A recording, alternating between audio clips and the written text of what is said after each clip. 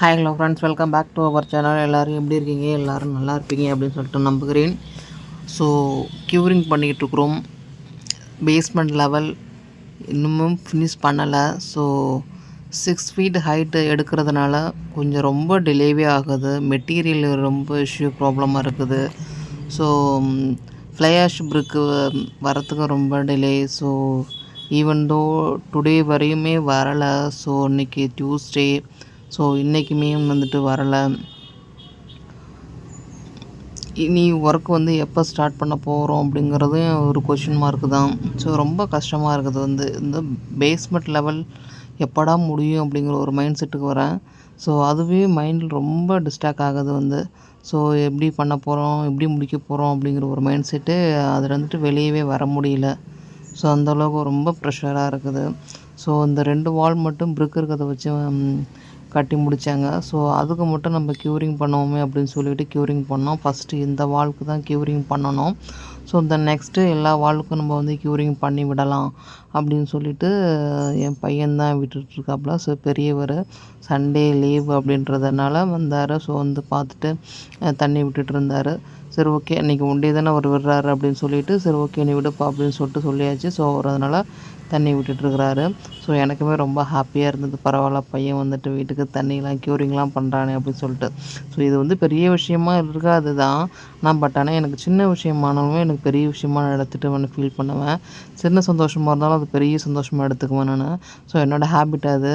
அதனால் சரி என் பையன் விடுறத பார்த்து எனக்கு ரொம்ப நெகிழ்ச்சியாக இருந்தது. ஸோ பையன் பரவாயில்ல, சூப்பராக தண்ணியை நல்லா க்யூரிங் பண்ணி விடுறாரு. ஸோ எனக்கு சின்னவரும் அந்தமாரி இப்போ ஹெல்ப் பண்ணுவார். ஸோ அவருமே நல்லா தண்ணி விடுவார். ஸோ நான் பண்ணுறேம்மா, நீங்கள் உட்காருங்கம்மா அப்படின்னு சொல்லிட்டு சொல்லுவார். ஸோ அப்படி இருக்கும்போது எனக்கு ரொம்ப ஹாப்பியாக இருக்கும். பரவாயில்ல, நம்ம பசங்க நம்மளை உட்கார வச்சுட்டு வேலை பார்க்குறாங்களே, ஸோ அவங்க நாங்கள் பண்ணுறேன்னு சொல்கிறாங்களே அப்படிங்கிற ஒரு மைண்ட் செட் ரியாலிட்டிக்கு வரும்போது பார்க்கும்போது ரொம்பவே ஹாப்பியாக இருக்குது. ஸோ இது எல்லாத்துக்குமே உள்ள ஒரு ஆசை தான். ஸோ நம்ம பசங்க நம்மளை உட்கார வச்சுட்டு வேலை பார்க்கணும் அப்படிங்கிறது. ஸோ அதில் எனக்கும் ஒரு தனிப்பட்ட முறையில் ஒரு ஹாப்பினஸ், ஒரு ஃபுல்ஃபில் ஆன மாதிரி ஒரு ஃபீலு. சரி ஓகே. இது ஏன் ஹைட்டு 6 ஃபீட் எடுக்கிறோம் அப்படின்னு பார்த்தீங்கன்னா, 6 ஃபீட் என்ன ரீசன்னா, ரோடு மட்ட அளவு ரொம்ப டெப்த்தில் இருக்குது. ரொம்ப ஆழம் கம்மியாக இருக்குது. ஸோ அதனால் ரோடு மட்ட அளவுக்கு எடுக்கணும் அப்படின்ற ஒரு ரீசனுக்காண்டி 1 ஃபீட் மறுபடியும் எடுக்கிறோம். ஸோ ஃப்யூச்சரில் சம்திங் வீட்டோட லெவல் ரொம்ப டவுன் ஆகிடக்கூடாது அப்படின்ற ஒரு ரீசனுக்காண்டி சரி ஓகே இப்போவே எடுத்தால் தான், இந்த டிசிஷன் இப்போ எடுத்தால் மட்டுமே தான் தென் அப்புறமா பார்த்துக்கலாம் அப்படிங்கிறது பண்ண முடியாது. ஸோ இப்போவே இந்த ஆன் தி ஸ்பாட்டில் பண்ணி ஆகணும். ஸோ ஒன்ஸ் பேஸ் போட்டால் எடுத்துட்டோம் அப்படின்னா சேஞ்சஸை பண்ணவே முடியாது. ஸோ ஒன்ஸு போட்டால் தான், அவ்வளோதான்.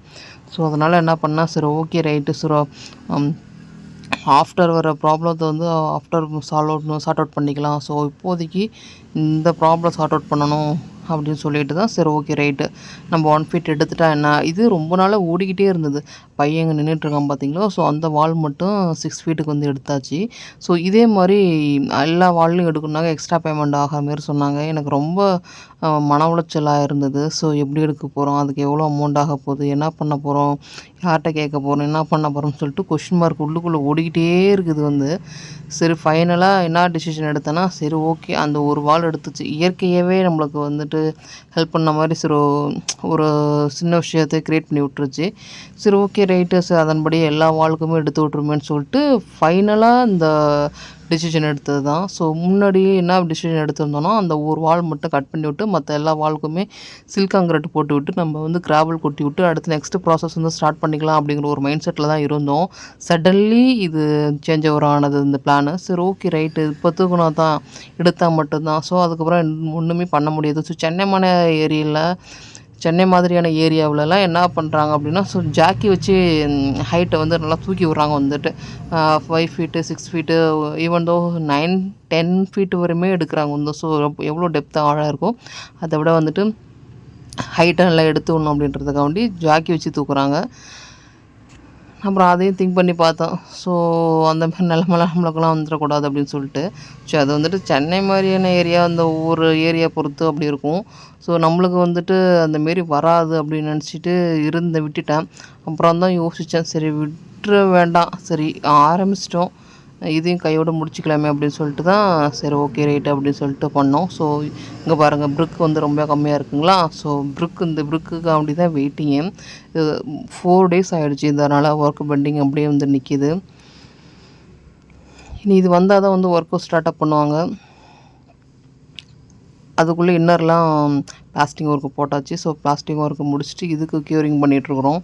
ஸோ அது கூடவே இதையும் க்யூரிங் பண்ணுறதுனால இன்னும் கொஞ்சம் ஸ்ட்ரென்த்து நல்லா ஸ்ட்ராங் வைஸ்ன்னு வந்து நல்லாயிருக்கும். ஸோ இது கூட பிட்டமன் கோட்டிங் வந்து பண்ணணும். பிட்டமன் கோட்டிங் செலவுலாம் பார்த்திங்கன்னா நம்மளுடைய செலவு தான். ஸோ இன்ஜினியர் வந்து அக்செப்ட் பண்ணிக்க முடியாது அப்படின்னு சொல்லியாச்சு. அவங்க வந்துட்டு சரி ஓகே ரைட்டு இவ்வளோ தூரம் செலவு பண்ணிட்டோம். அது மிஞ்சி போனால் என்னது ஒரு 4 to 5 தான் வரும்னு நினைக்கிறேன். 4 to 5,000 வரும்னு நினைக்கிறேன். ஸோ எக்ஸாக்டாக எவ்வளோன்னு தெரியல. ஸோ இவ்வளோ தான் நான் பட்ஜெட் வச்சுருக்கிறேன்.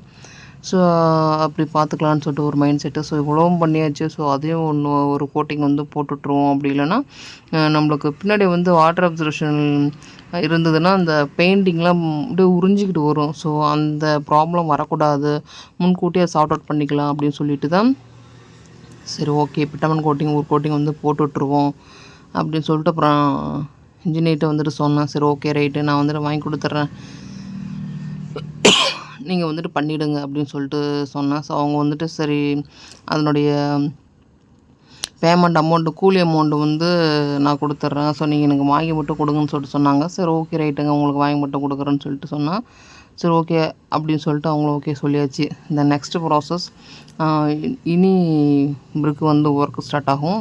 ஸோ அதன் பிறகு பிளாஸ்டிங் ஒர்க்கு பண்ணணும். ஸோ பிளாஸ்டிங் ஒர்க்கு கம்ப்ளீட்டடாக முடிச்சுட்டு ஒரு 2 days 3 days விட்டு க்யூரிங் பண்ணி விட்டு ஸோ நெக்ஸ்ட்டு பிட்டமன் கோட்டிங் தான். ஸோ பிட்டமன் கோட்டிங் நம்ம வந்து போட்டு விட்டோம் அப்படின்னா அது ஒரு 2 days வந்து ட்ரை ஆகணும். ஸோ ட்ரை ஆக விட்டுட்டு நெக்ஸ்ட்டு ஒரு 2 or 3 days விட்டு கிராவல் கொட்ட வேண்டி தான். ஸோ மண் வந்து கொட்டி விடணும். ஸோ கிராவல் கொட்டி விட்டு அதுவும் 3 feet ஹைட்டுக்கு ஃபஸ்ட்டு கொட்டி விட்டு நல்லா கூராடி விட்டு எப்படி மண் டெப்த்தாக இறங்குது, உள்ளுக்கு எப்படி வந்து சிட் அவுட் ஆகுது அப்படிங்கிறதெல்லாம் பார்த்துக்கிட்டு தென் நெக்ஸ்ட் அடுத்த ஒரு பேட்ச் வந்துட்டு நம்ம வந்து கொட்டுவோம், ஃபுல்ஃபில் பண்ணுவோம் அப்படின்னு சொல்லிட்டு தான் வந்துட்டு பிளானிங்கு. ஸோ அப்படி தான் வந்துட்டு பேசியும் வச்சுருக்குறோம்.